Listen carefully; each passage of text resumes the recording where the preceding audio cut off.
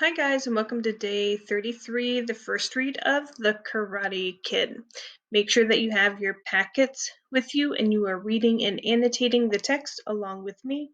Remember that, as always, on the first read, we're annotating for main idea and theme. The Karate Kid. It all started when Gilbert's older cousin Raymundo brought over The Karate Kid on video. Never before had a message been so clear. Never had Gilbert seen his life on TV. As he sat in the dark with a box of Cracker Jacks in his lap, he knew that he, Gilbert Sanchez, a fifth grader at John Burroughs Elementary, was the Karate Kid. Like the kid on the screen, he was pushed around by bullies. He too was a polite kid who did his homework and kept to himself. And, like the kid in the movie, Gilbert wanted to be strong enough to handle anyone who tried to mess with him. Inspired, Gilbert and Raimundo kicked and chopped imaginary opponents into submission as they walked to the 7-Eleven for a Slurpee. The ninjas are after us, Gilbert whispered in an alley. So what? They can't mess with us. We're cousins. If they mess with you, they mess with me. If they mess with me, they mess with you. That's right, we're bad. Gilbert chopped a ninja in the neck. Take that, and give some to your brother. They climbed on the hood of a wrecked car and stood stork-like on one leg, just like in the movie. But instead of crashing sea for a backdrop, there was a dilapidated barrio of ramshackle houses and dusty cars. Gilbert's courage carried over to the next day. At school, Pete the Heat cut in front of Gilbert while he was in line for lunch. Gilbert looked at him and said, "Hey, the line starts back there." Pete the Heat, a not-so-bright fourth grader, was a tough playground fighter who could thump with the big kids. "What did you say?" asked the Heat. His fists were doubled up and trembling like small animals. He stuck his face into Gilbert's face. "I said, I'm not letting you cut in front of me. Get in back." "No, you watch it." "I'm not telling you again." Gilbert doubled his fists and leaned his body into the Heat. He was surprised by his own aggressiveness. "I'll meet you on the playground," the Heat said, jabbing a finger into Gilbert's chest. "Any place, any time." Gilbert, to his great surprise, shouted at the Heat, who cut in closer to the front of the line. Raimundo came up to Gilbert. "Why did you do that? You know he's a dirty fighter." "'Cause," Gilbert said with a faraway look on his face. He was busy picturing himself getting beat up by the Heat. "You're going to get it," Raimundo warned. "Why did you talk so big, Menso?" "Don't worry about it," Gilbert said as he left the line in a daze. He wasn't hungry anymore. He was gorged on fear. Would it hurt much to get smacked in the face lots of times, he wondered? Would he have enough blood left in his body to walk to the principal's office? Raimundo sat down next to him. He was older than Gilbert and could beat up the Heat, but he knew he shouldn't get involved. It was Gilbert's fight. "Remember," Raimundo advised, "chop and kick. Look tough, too." They met on the playground. Kids closed in to see the fight. Out of the corner of his eye, Gilbert saw Patricia, the girl he liked to think was his girlfriend, walking toward them. "Oh no," he thought to himself, "she's going to see me get beat up." He wished now that he had let the Heat cut in line. The Heat said, "What about it, creep? You still think you're bad?" "Yeah," Gilbert growled. He tried to take Raimundo's advice and sound tough, but his mind had melted into a puddle of misfiring cells. But he wasn't so far gone that he couldn't remember to stand like a stork and flap his arms. "Just 'cause you seen that Karate Kid, you think you're bad, huh? You ain't bad," the Heat taunted. Some of the older kids encouraged the Heat to get on with it. Again, Gilbert tried to sound tough. "Come and get me if you think you're—" Gilbert never finished his sentence. The Heat caught him with a roundhouse punch to the jaw, sending Gilbert to the ground. The Heat jumped on Gilbert and smacked him a few more times before Raimundo pulled him off. "That's enough, Heat. Leave him alone." Gilbert didn't bother to move. A few kids taunted him, called him sissy, pushover, and wimp. But Gilbert stayed on the ground with his eyes closed, waiting for all of them to go away. Finally, he opened an eye, and seeing that everyone, including Raimundo, had disappeared, rose up on one elbow. How come it didn't work? He asked himself. I stood like a stork, just like in the movie. Even though it was a school night, Gilbert convinced his mother to let him borrow Raimundo's karate kid a second time. This time he watched intently, with no cracker jacks to distract him. Yes, his school was like the school in the movie, full of bullies. And yes, he had stood like a stork and flapped his arms. But unlike the kid in the movie, he was smacked to the ground. The missing component struck him like a hammer. He didn't have a teacher, and the kid in the movie did. So that's it, he thought. I need a master to teach me karate. Gilbert stayed home the next day, feigning sickness, and looked through the yellow pages for a karate school. It was very confusing. There were so many styles: Shotokan, Taekwondo, Kajukenbo, Bakfu, Jujitsu, Kung Fu. That one sounded familiar, but it was in North Fresno, far from his home. It would take him forever to bicycle up there. Finally, he decided to call the Shotokan school that was around the corner from his house. He got a recorded message that gave the hours, which were from 3:30 in the afternoon to 7 p.m. Gilbert decided to practice standing like a stork until the studio opened. By 3:30, he was exhausted and bored, but he still hopped on his bike and rode over to the studio. The instructor, to Gilbert's surprise, was Mexican, not Japanese like the guy in the movie. The instructor flipped the sign in the window from closed to open and looked at Gilbert. Hey, kid, what's up? He called me kid, Gilbert thought. Wonder how he knew. Do I look like the boy in the movie? You want to take lessons? Yeah. You have to be real serious. I will, I promise. It's 25 a month and 15 for the uniform. The instructor let Gilbert in and watched him look around the dojo, which was small, dark, and smelly. It held nothing but some mirrors, a punching bag, and a shopping cart full of what looked like boxing gloves. And there's an introductory price, 2 months for the price of one. Stick around, kid. You look like you'll be good. The instructor bowed at the edge of the wooden karate floor and walked behind a curtain. After a few minutes, he came out wearing his uniform, and all that Gilbert could think was, he's got a black belt. 3 noisy kids came in clutching grocery bags containing their uniforms. The instructor told them to be quiet, but they ignored him. They took off their shoes but didn't bow the way the instructor bowed when he stepped onto the wooden floor. Gilbert didn't like them because of their rudeness. They were not like the kid in the movie. 4 older kids came in and joined the other kids who were playing tag. Finally, the instructor clapped his hands together and shouted for them to line up. When one kid whined, "Oh, man," the instructor glared fiercely at him. "Come on, let's show some respect," he growled. The kids wiped their sweaty faces on their wrinkled uniforms. As they lined up, one kid pushed another kid who fell on the ground and pretended to cry. The instructor, pinching his brow into dark lines of disgust, told them to show respect. The class started with jumping jacks, and even though the instructor told them to stay with the count, the kids jumped as they pleased. He told them to do push-ups, and everyone groaned. Then they sat against the wall to stretch. Gilbert was in awe. All but 2 of the 7 kids had yellow belts. One had a green belt, and the other wore a white belt with what looked like a piece of black electrical tape on the end. That night during dinner, he asked his mother if he could take karate. His mother wiped her mouth and said, "No." He was ready for this answer, ready for a battle. "How come? It's only $25 a month." "Because you don't need it," his mother said. "You won't learn anything you can use later in life. School is more important." "Yeah, if you don't get beat up every day." "What do you mean?" his mother asked. "I got beat up yesterday by Pete the Heat. That's why I stayed home today." "Why didn't you say anything?" "What could you do? You're at work, and I'm at school. You can't hold my hand at recess."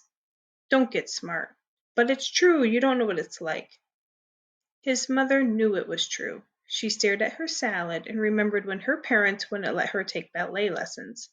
No matter how much she cried, her parents said the same thing. "No, you don't need to." She looked at Gilbert, whose face shone with hope, and asked, How much are the lessons?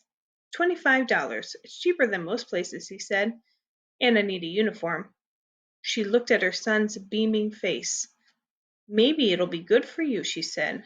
I'll train really hard, and then you can call me the Karate Kid.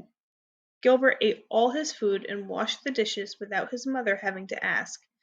That night he had wild and strange dreams about the whole school watching him pepper the heat with karate chops and punches. Only when the heat cried, "No more," did he let up. Then, out of kindness and mercy, Gilbert led him to the boys' restroom to wash his bruised face. Gilbert began his lessons the next day. He was scared of the kids in the yellow belts, though he was as old and tall as most of them. When Mr. Lopez asked them to bow so they could begin class, only a few gave courtesy bows. The others nodded their heads or wiped their noses on the backs of their sleeves. Their uniforms were dirty, and their belts were just one wiggle away from coming untied. "Okay, let's do 35 jumping jacks," Mr. Lopez commanded. The kids groaned but started their jumping jacks, out of count with the instructors. They then did 2 sets of 15 push-ups. Again, the kids were out of count and complained that it was too hard. Gilbert tried to keep up with the instructor, but pulled a muscle in his shoulder while doing push-ups. He groaned and said, "Mr. Lopez, my shoulder hurts. Is it supposed to?" The instructor wrinkled his brow. "You too? The first day of class, and you are like the others?" This made Gilbert try harder. But when it was time to do basic drills, he was at a loss. He looked out of the corner of his eye and saw the other kids moving their arms in patterns. Now and then the instructor would pause long enough to correct Gilbert's mistakes, but most of the time he ignored them and the other boys and gazed out the window at the cars and people passing by. Next, they did kicks: front snap kick, roundhouse kick, side kick, and toward the end of the class, the advanced students, those with colored belts, did katas. Gilbert sat cross-legged against the wall in awe, but the instructor stood, with his hands on his hips, displeased with their technique. He didn't have to say anything. The message was clear. They ended the class with more jumping jacks and push-ups. The students then bowed out and grumbled that it had been the hardest workout in the whole world. Gilbert added a few complaints. His shoulder was sore, and the bottoms of his feet were blistered from the wooden floor. He rode home slowly with his rolled-up uniform under his arm. At dinner, his mother, who was secretly pleased that her son was taking karate, asked about the first lesson. "It was kinda hard," he said, "and I was kinda confused." Gilbert stood up and did some blocks. He was going to do a front snap kick, but his mother told him to sit down and eat his food before it got cold. "My feet got some blisters because we practice on a wooden floor." He wanted to show his mother, but knew it was impolite to show the bottoms of your feet while someone was eating. The next week it was pretty much the same thing: jumping jacks and push-ups, stretches that hurt, blocks and kicks and katas at the end of the class. Gilbert wanted to ask the instructor when he'd get to stand like a stork, the way the Karate Kid did in the movie, but he couldn't catch his eye. Mr. Lopez had a faraway look in his eyes and seemed more interested in watching the people outside than his students. By the end of the month, Gilbert was bored to tears. Every day it was the same thing. They didn't learn one thing that would protect them from other kids. The instructor himself began to show up late, and even when he was there, he didn't bother to correct the students' kicks or blocks. He just walked around the dojo with his hands on his hips. Gilbert wanted to quit, but his mother had paid his dues for the third and fourth months. When she asked, "How were your lessons? You must be very strong, no?" Gilbert pretended that everything was great and rolled up his shirt sleeve to show off his biceps. But karate was no fun. It was boring, and it didn't do him any good. One day at school, when Pete the Heat tried to cut in front of Gilbert in the cafeteria line, Gilbert, still convinced in his heart that he was the Karate Kid, shoved him away. "Didn't I beat you up already?" the Heat taunted. "You better watch it, Heat. I'm taking karate." Pete shoved Gilbert and said, "See you on the playground." Outside, in front of the 5th and 6th grade boys, Gilbert assumed a karate stance. The Heat snickered that nothing could save him but the U.S. Army and socked Gilbert in the jaw. The blow sent Gilbert to the ground, where he stayed with his eyes closed until recess was over. Gilbert was too embarrassed to tell his mother that he wanted to quit karate. She was sure to yell at him. She would say that she wasted over $100 on karate lessons, that Gilbert was lazy, and worst of all, that he was scared of the other boys in the class. Gilbert became as sloppy as the other kids. He went 6 months, week after week, and advanced to yellow belt, which made him feel proud for a few days. Then it was back to the same routine of sloppiness and boredom, of push-ups and sit-ups, stretching, blocks, kicks, and katas. Not once did they spar. He fantasized about sparring the Heat, while Mr. Lopez watched, arms folded over his chest. Gilbert saw himself circle and faint, and he saw the Heat cower and shy away from his blows. But more often, Gilbert fantasized about quitting. He saw himself fall off his bike and break his leg, or fall off a roof and break his neck. With such injuries, no one would taunt him for being a sissy because he couldn't stick it out. How am I going to tell her? He wondered on the day he decided to quit because it was too boring. Maybe he could tell his mom that the monthly dues were now $100 a month, or that he knew enough karate to defend himself. He thought of excuses as he pushed a broom around the karate floor. He looked up and saw his instructor doing a kata. The first time he had seen Mr. Lopez perform one, he thought he was the strongest man in the entire world. Now he only looked okay. Gilbert figured that anyone who sweated so much couldn't be that good, and the instructor was sweating buckets. At home, at school, the Heat teased Gilbert, saying, "Hey, Karate Kid, let's see what you can do. I bet you can't even whip my sister." It was true. His sister was in Gilbert's grade, and she was as nasty as a cat in a sack. One day the instructor came in smiling. It was the first time Gilbert had seen his teeth. "I have news for you," he said as the kids lined up. "But not now. Let's practice. Quit fooling around. Line up." As they did their drill, Gilbert began to smile along with the instructor. "I guess this is the day," he thought. "Finally, we'll get to spar." For months he had obeyed the instructor's yells, and now he and the better behaved kids were going to get their chance. Gilbert looked at the shopping cart full of sparring equipment. He couldn't wait for the instructor to tell them to get the gear. But the class followed the usual routine. They went up and down the line doing blocks, kicks, and the same. Then the instructor yelled for the kids to fall in line. After hushing them 5 times, he announced that he was closing the dojo. Business had been bad, and he didn't see how he could continue with only 12 students. "There's nothing I can do," he said, trying to look sad. "Business is business. I'm sorry." Only one student moaned. The others cheered. "No respect," muttered the instructor. He yanked on his belt and pointed to the dressing room. "Go! You're terrible kids." The students raced around the dojo, laughing and roughhousing, before they changed to their street clothes. They all waved a casual goodbye to the instructor, who was standing at the front window watching the traffic pass. During dinner that night, a smiling and very happy Gilbert told his mother that the studio was closing.